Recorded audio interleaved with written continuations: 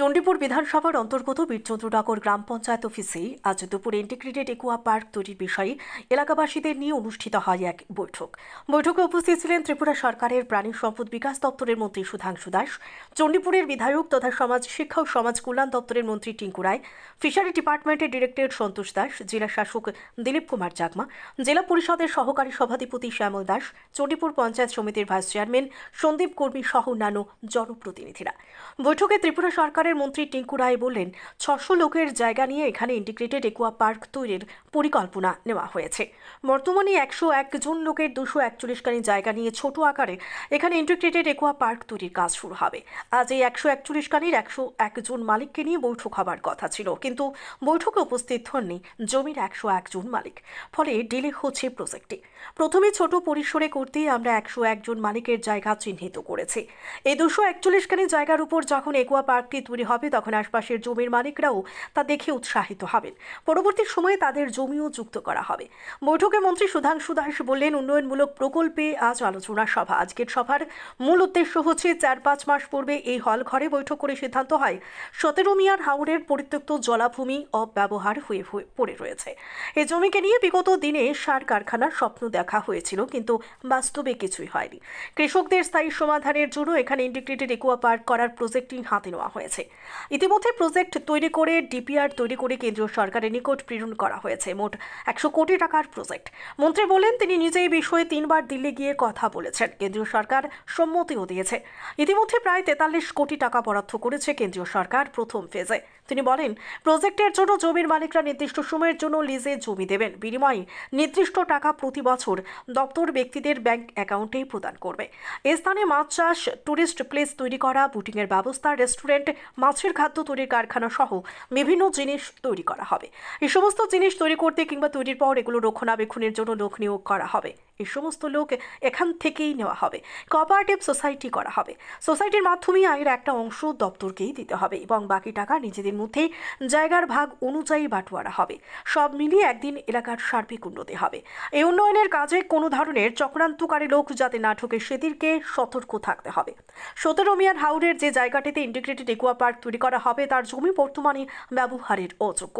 এই জায়গায় মাছ চাষ করা যায় না, না হয় ফসল।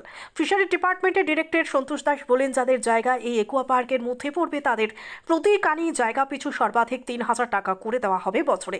আজকের বৈঠকে দেখা গেছে অনেক জায়গার কাগজের ঠিক নেই, অনেকের জায়গা এখনো দাদুর নামে রয়ে গেছে, অনেকেই আবার বয়সের ভারে নচু। তাই মন্ত্রী টিঙ্কু রায় ও মন্ত্রী সুধাংশু দাস আশপাশের 4 পঞ্চায়েতের 7 জনের একটি কমিটি তৈরি করে দেন, যারা কাগজপত্র ঠিকঠাক করা সহ প্রশাসন এবং বেনিফিশিয়ারিদের মধ্যে সমন্বয় সাধন করবেন।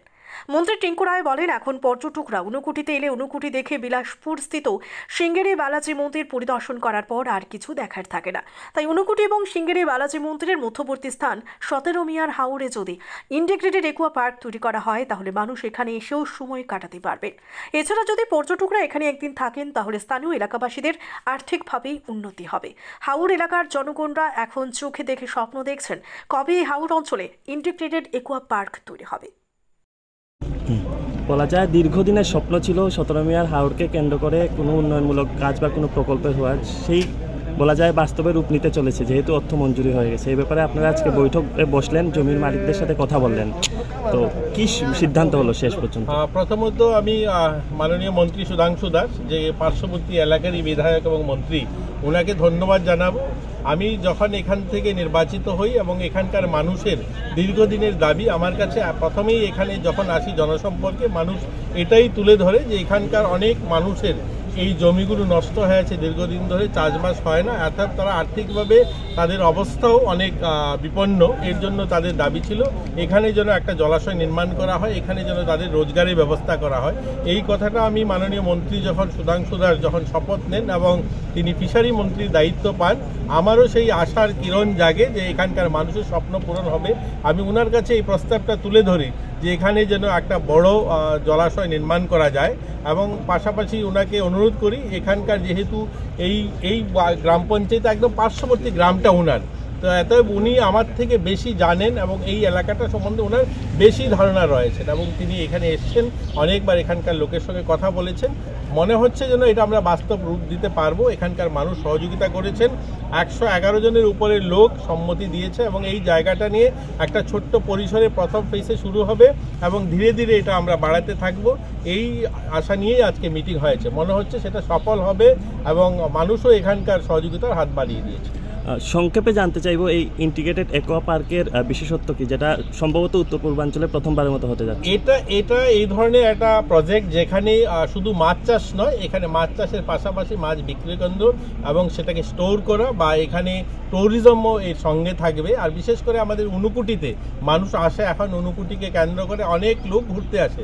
যেহেতু বিকল্প আর কিছু নেই, মানুষ ঊনকোটি এবং এখানে তিরুপতি বালাজি যে মন্দিরটা হয়েছে সেই মন্দিরে মানুষ যান, কিন্তু এখানে আর একটু বেশি সময় বা রাত্রিবাস করার মতো এখনও সেই স্থিতি তৈরি হয়নি। সকালবেলা আসলে বিকালে মানুষ ঘুরে চলে যান। যতক্ষণ পর্যন্ত ট্যুরিস্ট আসবে এবং রাত্রিবাস না করবে ততক্ষণ পর্যন্ত এলাকার উন্নয়ন বা যে ট্যুরিজমের যে ডেভেলপমেন্ট যে বা এখানকার থেকে যে রোজগার করা মানুষের সেটা সম্ভব নয়। তো এইটাও আমাদের মাথায় রয়েছে, এই প্রজেক্টটা যদি হয়, এখানে যদি আমরা ট্যুরিজমের সঙ্গে যুক্ত করতে পারি, বোটিংয়ের ব্যবস্থা থাকে বা এখানে রেস্টুরেন্ট থাকে বা মানুষ এসে একটু সময় কাটাতে পারে, তাহলে কি হবে, আমরা এই 3টা জায়গাকে কেন্দ্র করে এখানে মানুষকে আমরা একদিনের জন্য অন্ততপক্ষে স্টে করাতে পারবো কৈলাস শহরে, এই ঊনকোটিতে। এই পরিকল্পনা নিয়ে এটা ধীরে ধীরে আমরা এগোচ্ছি।